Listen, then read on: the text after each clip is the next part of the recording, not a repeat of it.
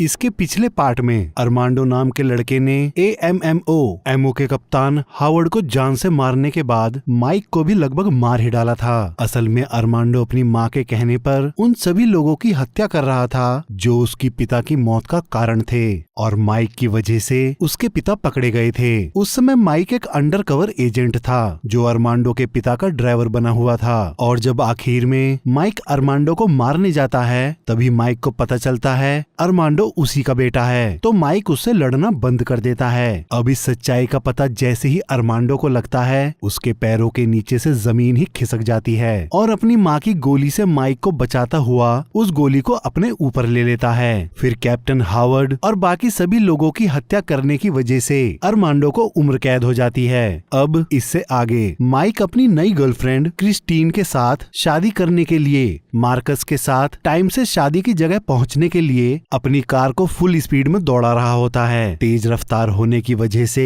Marcus की हालत डर के मारे खराब हो जाती है, तो वो माइक को कार रोककर एक ड्रिंक लेने के लिए कहता है, पर माइक कार नहीं रोकता, तो मार्कस उल्टी आने का बहाना बनाकर कार को रुकवा लेता है। इस पर माइक मार्कस को 90 सेकेंड्स में ड्रिंक लेकर वापस आने को कहता है। असल में मार्कस को हार्ट ब्लॉकेज की वजह से किसी भी तरह का जंक फूड खाने की मनाही थी। फिर शॉप से ड्रिंक लेते समय मार्कस की नजर हॉट डॉग पर पड़ती है और उसका मन उसे खाने के लिए मचल जाता है, तो वो जल्दी से अपने लिए जैसे ही हॉट डॉग बनवाकर खाने लगता है तभी वहाँ एक चोर चोरी करने आ जाता है। अब मार्कस के लेट होने की वजह से माइक भी शॉप के अंदर आ जाता है और मार्कस के हाथों में हॉट डॉग देखकर उस पर गुस्सा होते हुए उसको वापस कार में जाकर बैठने को कहता है। उसका गुस्सा देखकर मार्कस उस पर गन ताने चोर से कहता है, सॉरी सर, मुझे अब जाना होगा। तभी वो एक ही झटके में चोर से उसकी गन छीन लेता है और माइक चोर के पैर में गोली मारकर मार्कस के साथ वहाँ से निकल जाता है। वो अपनी गर्लफ्रेंड से शादी करता है। शादी में माइक की पहली गर्लफ्रेंड रीटा अपने नए बॉयफ्रेंड लॉकवुड, जो मियामी के मेयर के पद का उम्मीदवार होता है, उसी के साथ आती है। हावर्ड की मौत के बाद रीटा ही अब एएमओ की कैप्टन थी। वहीं माइक के एएमओ के साथी डोरन और केली भी होते हैं। साथ ही हावर्ड की बेटी जूडी, जो अमेरिकी मार्शल है, अपनी बेटी के साथ आती है। मार्कस उसकी शादी को बड़े अच्छे से सेलिब्रेट करता हुआ खूब डांस करता है, लेकिन डांस करते हुए उसे अचानक से हार्ट अटैक पड़ जाता है और उसे महसूस होता है कि जैसे वो पानी में डूब गया हो। माइक उसे तुरंत हॉस्पिटल ले जाता है। वहाँ एक पल में मार्कस के सामने उसकी पूरी जिंदगी रिवाइंड हो जाती है। वो अपने आप को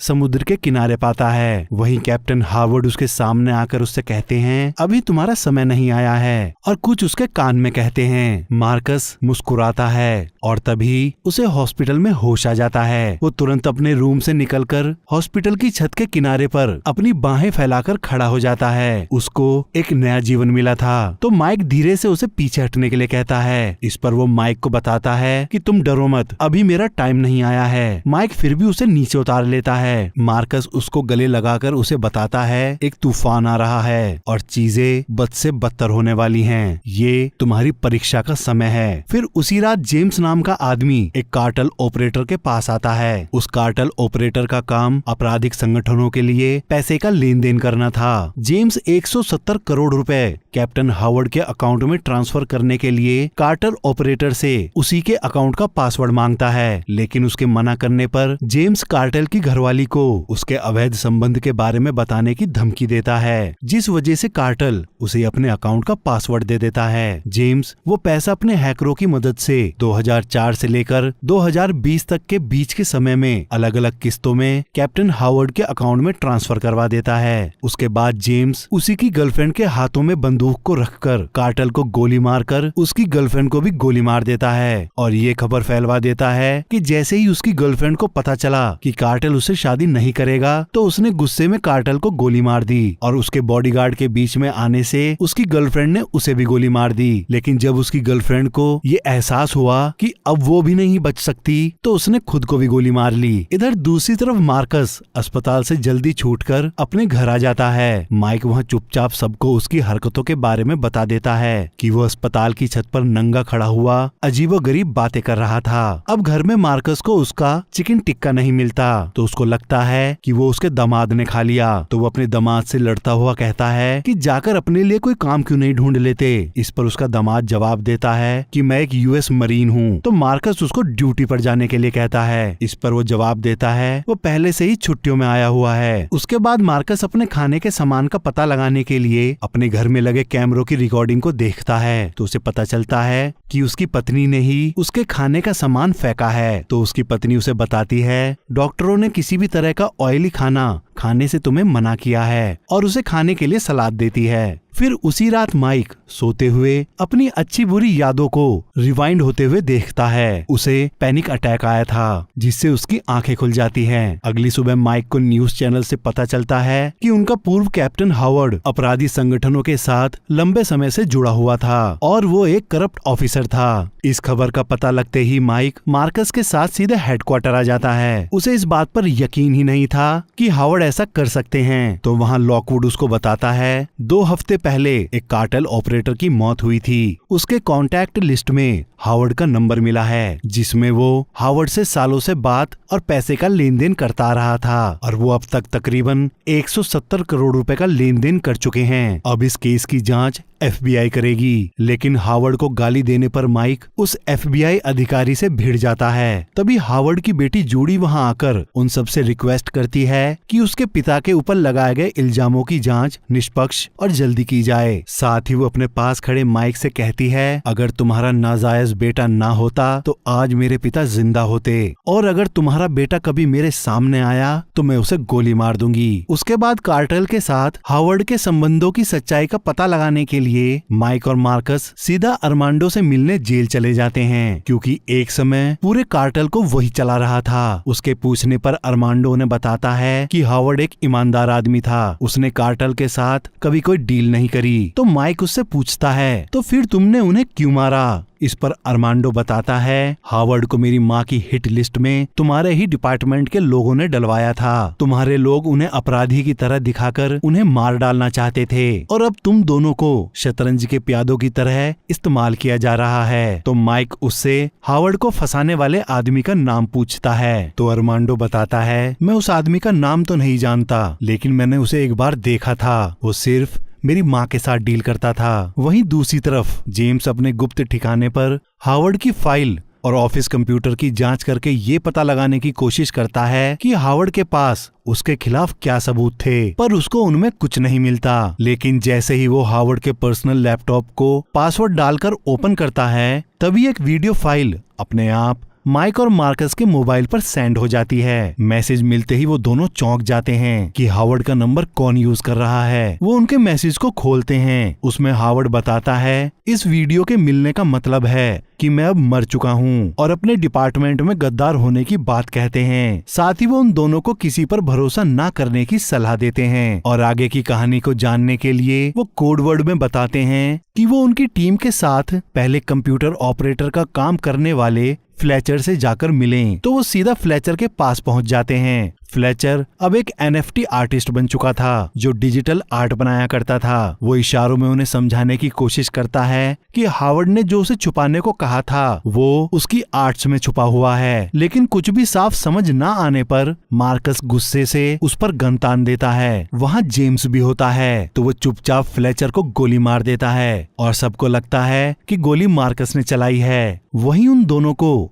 जेम्स की पीछे से झलक दिखाई देती है और वहाँ ताबड़तोड़ गोलियां चलने लगती हैं। इतने में मार्कस को कॉकटेल पीने का मौका मिल जाता है। अब क्योंकि उसको लगता था कि वो मरकर वापस आया है इसीलिए अब वो अमर है और कोई उसका कुछ बिगाड़ नहीं सकता। तो वो उन गोलियों के बीच में खड़ा होकर जेम्स के लोगों पर गोलियां बरसा देता है। उससे जेम्स के लोग उस एग्जीबिशन से निकलकर सड़क पर भागने लगते हैं। तो माइक और मार्कस उनका पीछे भागते हुए गोलियां चलाते रहते हैं। लेकिन तभी माइक को फिर से पैनिक अटैक आता है और कुछ पल के लिए वो अपने ऊपर से कंट्रोल खो देता है। इसी मौके का फायदा उठाकर जेम्स जैसे ही उसे अपनी वैन से टक्कर मारने वाला होता है तभी मार्कस उसे बचा लेता है। फिर एग्जीबिशन में एविडेंस की जांच करते हुए केली को फ्लेचर की NFT पर एक बार कोड मिलता है। वो अपनी वैन में जाकर उस बार कोड को ओपन करके देखते हैं। असल में वो हावर्ड की एक वीडियो का लिंक होता है। उस वीडियो में वो बताता है आज से 9 साल पहले हम एक ड्रग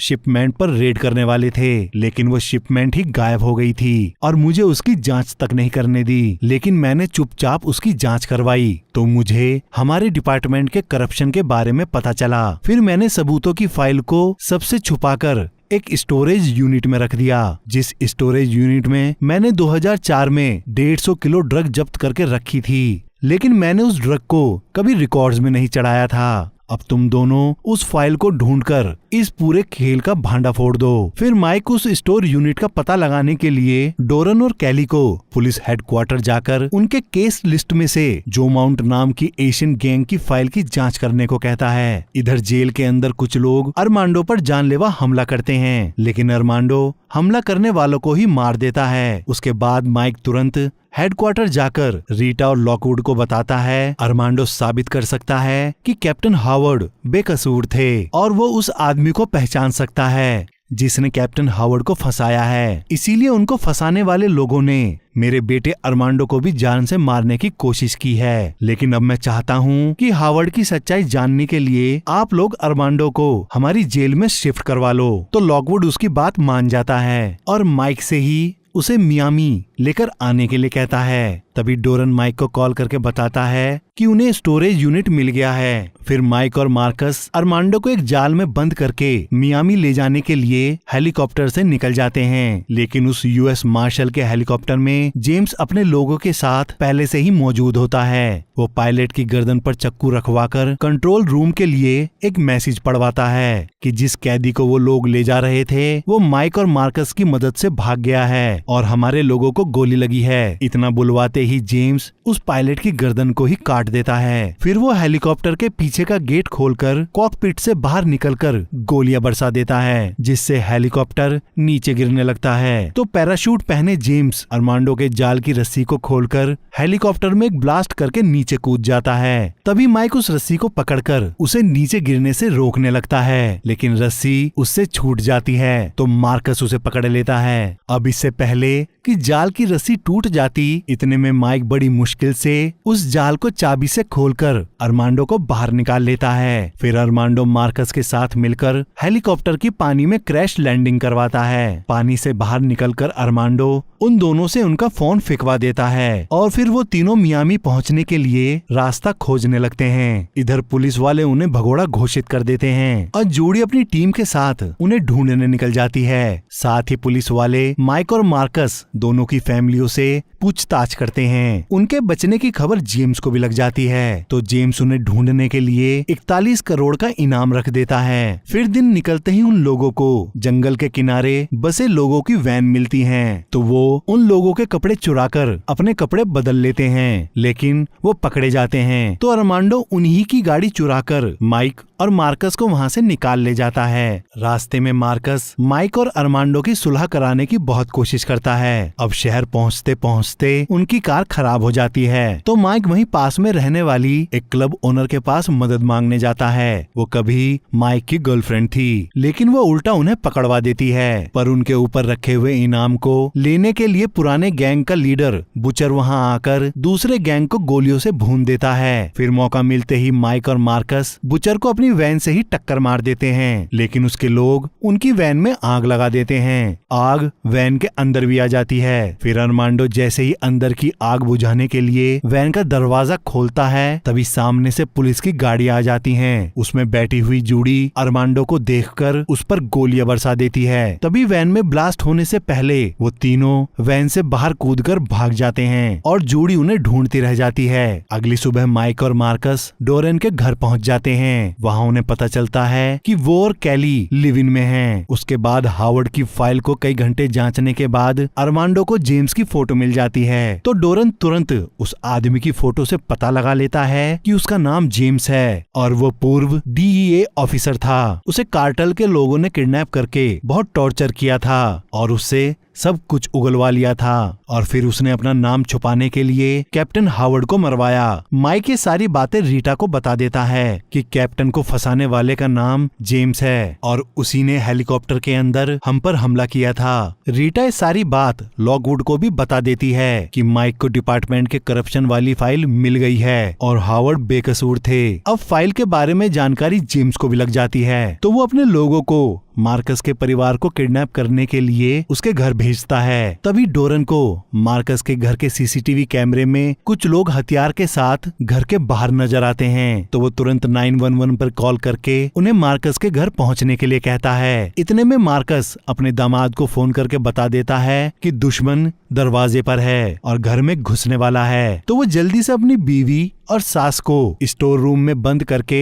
घर में घुसे 12 लोगों को तूफान की तेजी के साथ मारता चला जाता है। वहीं दूसरी तरफ जेम्स अपने आदमियों के साथ जाकर माइक की बीवी को पकड़ लेता है। उसको वहां जूडी की बेटी भी मिल जाती है। जेम्स उन दोनों के बदले माइक से अरमांडो और कैप्टन हावर्ड की फाइल मांगता है, लेकिन माइक को ये समझ नहीं आता कि आखिरकार जेम्स को ये सारी खबर कैसे मिली कि हमको फाइल मिली है और हमको उसका नाम भी पता है। तो मार्कस उससे कहता है कि हमने ये सारी बात सिर्फ रीटा को बताई थी। तभी उन्हें लॉकवुड पर शक हो जाता है और वो सारी बात रीटा को कॉल करके बता देता है। लिफ्ट में जाते हुए रीटा लॉकवुड के मोबाइल को छीनकर देख लेती है कि जो उसने अभी उसे बताया था कि उसको कुछ नया पता चला है, तो लॉकवुड वो सब टाइप करके किसी को सेंड कर रहा था। अब लॉकवुड भी समझ जाता है कि उसकी पोल खुल चुकी है, तो वो लिफ्ट के अंदर ही रीटा से लड़ने लगता है। फिर लॉकवुड जैसे ही रीटा का गला घोटकर उसे मारने वाला होता है, तभी डोरन और केली वहां आकर उसे बचा लेते हैं। वो उन दोनों को लेकर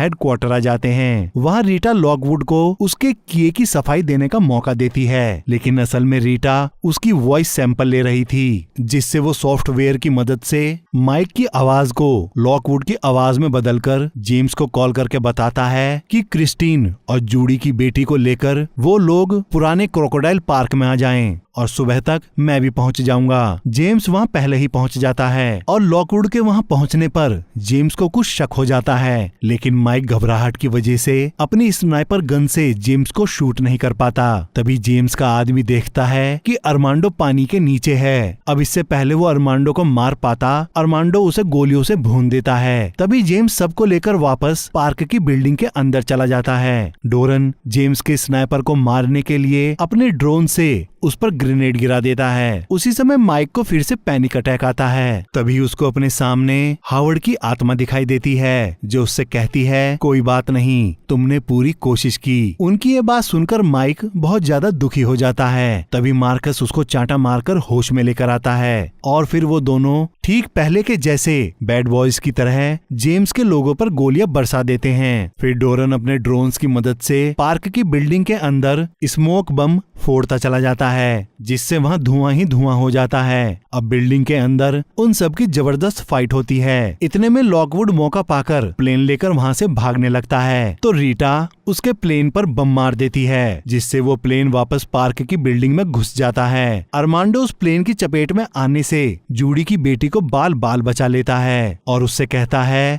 कि मुझे माइक ने भेजा है, तुम्हें मुझ पर भरोसा करना होगा। और फिर जूडी की बेटी को जेम्स के लोगों से बचाने के चक्कर में खुद ही बुरी तरह से घायल होकर वहीं गिर जाता है। अब वहां से भागते हुए जूडी की बेटी को ख्याल आता है कि आखिर अरमांडो ने उसकी जान बचाई है, इसीलिए वो उसे अकेला नहीं छोड़ सकती। तो वो तुरंत उसे उठाकर बाहर ले आती है। इतने में जूडी भी वहां पहुंच जाती है। वहीं लॉकवुड डोरन को गोली मार देता है, तो रीटा उसे लात मारकर मगरमच्छ के पानी में फेंक देती है। पानी में गिरते ही मगरमच्छ उसे अपने साथ ले जाता है। वहीं दूसरी तरफ समुद्र के किनारे जेम्स माइक के ही सामने उसकी पत्नी और मार्कस को अपनी गन पॉइंट पर लेकर माइक से पूछता है, तुम इन दोनों में से किसको बचाना चाहोगे? तो माइक जवाब देता है कि तुम्हें पता नहीं, इन दोनों में से एक अमर है। और तभी माइक मार्कस को गोली मार देता है। उसके नीचे गिरते ही माइक जेम्स पर ताबड़तोड़ गोलियां बरसाकर उसे मार डालता है। असल में माइक ने मार्कस के बुलेट प्रूफ जैकेट पर गोली चलाई थी, जिससे वो बच गया था। दूसरी तरफ जूडी अरमांडो को ढूंढ लेती है और जैसे ही उसे गोली मारने वाली होती है, तभी उसकी बेटी उसके सामने आकर उससे कहती है, इसने मेरी जान बचाई है, इसे बख्श दो। तो जूडी ना चाहते हुए भी उसे छोड़ देती है और माइक से उसे कहीं दूर भेज देने के लिए कहती है। माइक अरमांडो को एक बोट में बैठाकर वहां से दूर चले जाने को कहता है। उसके बाद सबूत मिलने से हावर्ड बेकसूर साबित हो जाते हैं। फिर माइक और मार्कस अपनी फैमिली और रीटा के साथ मिलकर पिकनिक एंजॉय कर रहे होते हैं। साथ ही वो पहली बार मार्कस के दामाद की बहादुरी की तारीफ करते हैं, जिसे सुनकर वो भी खुश हो जाता है और ये कहानी यहीं खत्म हो जाती है। आशा करता हूँ कि आप सभी को ये एक्सप्लेनेशन पसंद आई होगी। और भी मूवी के एक्सप्लेनेशन सुनने के लिए आप हमारे इस चैनल को लाइक करें, सब्सक्राइब करें और साथ ही बेल आइकन दबाना ना भूलें।